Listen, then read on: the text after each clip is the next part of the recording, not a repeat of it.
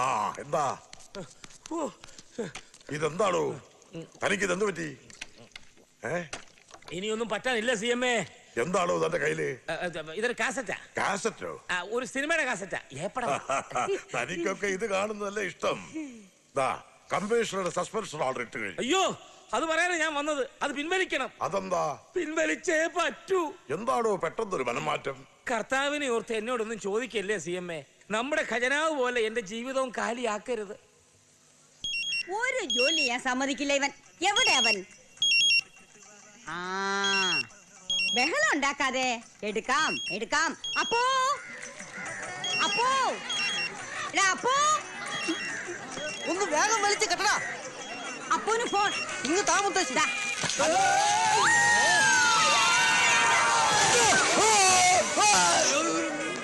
ഒന്ന് പിടിവിട്ടതേ ഉള്ളൂ. അപ്പോഴേക്കും താഴെ പോകും.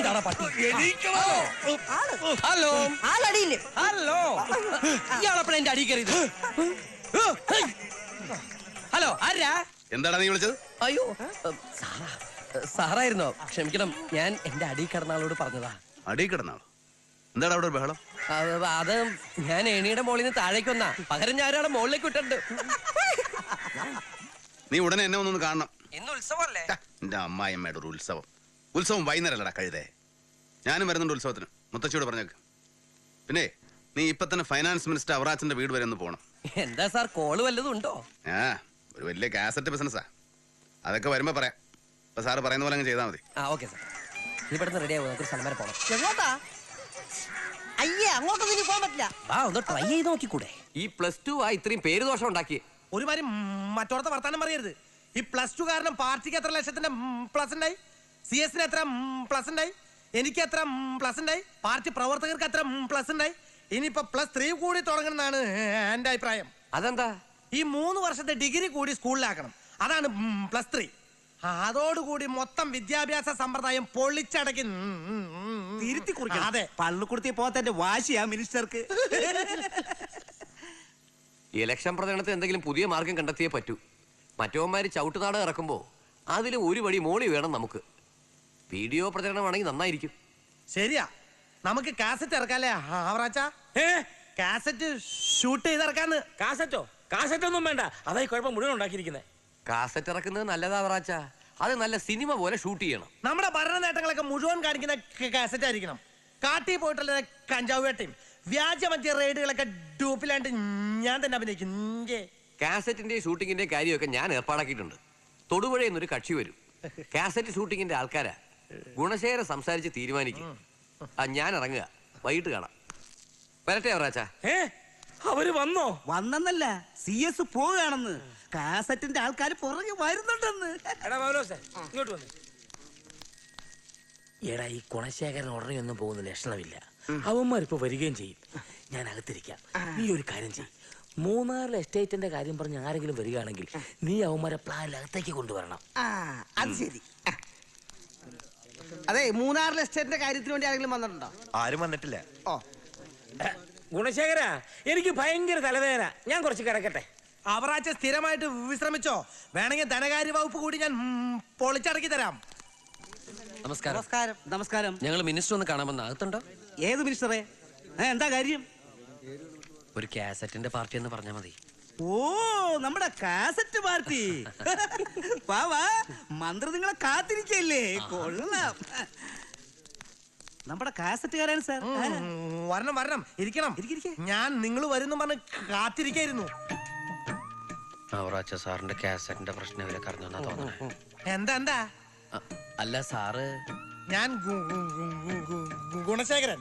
വിളിക്കാൻ എളുപ്പത്തിന് ഞാൻ ഗുണശേഖരൻ സാറിന് വിളിച്ചോട്ടെ? അല്ല, ഈ അവറാച്ചൻ സാറ്? അവറാച്ചനല്ല, ഈ കാര്യത്തിൽ ഞാനേ സാറ്. വീഡിയോ പിടിക്കേണ്ടെന്ന് അവറാച്ചൻ പറഞ്ഞ പിടിച്ചടങ്ങുന്നു ഞാനും. നമ്മൾ ചെയ്തിട്ടുള്ള കാര്യങ്ങളൊക്കെ നാട്ടുകാർ അറിയണ്ടേ? അല്ല, എല്ലാ കാര്യങ്ങളും നാട്ടുകാരെ കാണിക്കുന്നത് മോശമല്ലേ? ധൈര്യമായി പിടിച്ചോളൂ. എന്റെ കൂടെ കുറെ പേര് വേണം. ഗുണശേഖരന്റെ ശക്തി എന്താന്ന് ജനങ്ങൾ അറിയണം.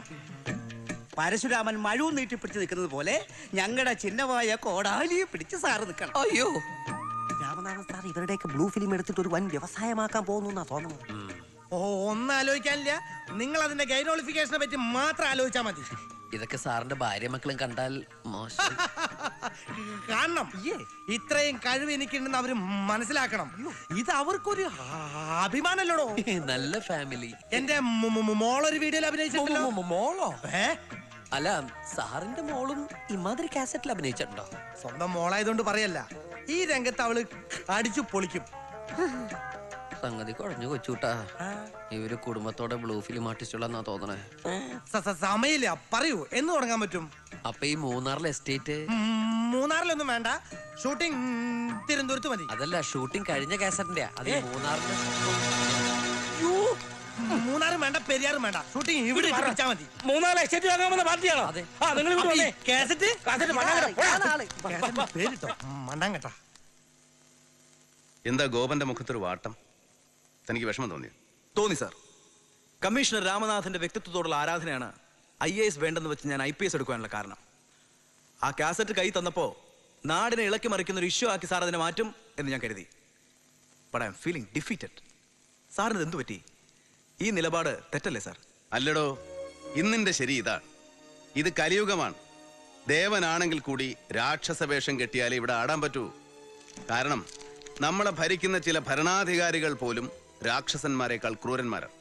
ഇപ്പോ തെളിവുകളെല്ലാം ശേഖരിച്ച് നമ്മൾ അവറാച്ചനെ അറസ്റ്റ് ചെയ്യുന്നു വെച്ചോളൂ. നമുക്ക് കിട്ടുന്നത് സസ്പെൻഷൻ ആയിരിക്കും. പിന്നെ കുറെ രാഷ്ട്രീയക്കാരുടെ ആജന്മ ശത്രുതയും. എത്രയോ അനുഭവമുള്ളവനാടോ ഞാൻ. തനിക്കറിയോ, പണ്ടൊക്കെ നാട്ടിൻ പുറത്തെ വീട്ടിലൊരു ചെറുപ്പക്കാരനെ പോലീസ് അന്വേഷിച്ചു വന്നാൽ അവനിവനെ പെണ്ണ് കിട്ടുകയില്ല.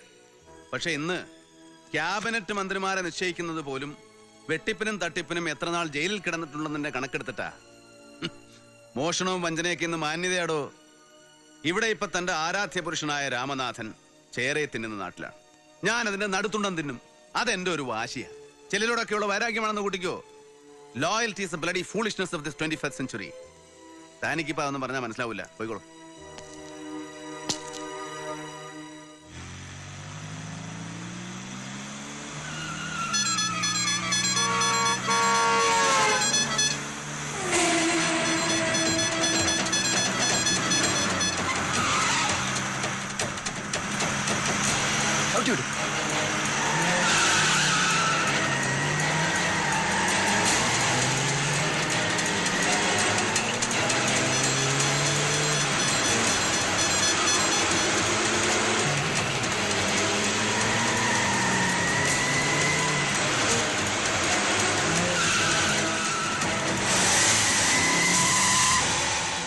പിടിച്ചിറക്കൊണ്ട് വാടാ നായിന്റെ മനം.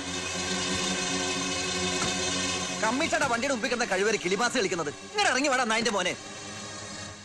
മോനല്ല, മോള. എന്താ നിന്റെ ഉദ്ദേശം? നിനക്ക് എന്താ വേണ്ടത്? എനിക്ക് വേണ്ടത് നിങ്ങളെ തന്നെയാ. എന്ത് തരൂ? മുഖ്യമന്ത്രിയുടെ മോളാണെന്ന് വിചാരിച്ച് എന്ത് തോന്നിയ ദിവസം പറയാന്ന് വിചാരിക്കണ്ട. ആരാ എന്താണെന്നൊന്നും ഞാൻ നോക്കൂല. തൂക്കിയെടുത്ത് അകത്തിടും. കുളിച്ച് കുറിയും തൊട്ട് ഉത്സവം ഘോഷിക്കാൻ പോവല്ലേ? അത് നിനക്ക് എങ്ങനെ അറിയാം?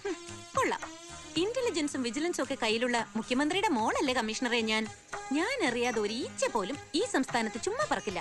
എന്താ സംശയമുണ്ടോ? പിന്നെ ഞാൻ അങ്ങോട്ടാ ഉത്സവത്തിന്. എല്ലാവരും ഒരിടത്തേക്കാവുമ്പോ എന്തിനാ രണ്ട് വണ്ടി? നമുക്ക് ഒരുമിച്ച് അങ്ങ് പോയാ പോരെ? ഒരുമിച്ച് പോകാൻ നിന്റെ തന്തയെ കൂട്ടിയാ മതി.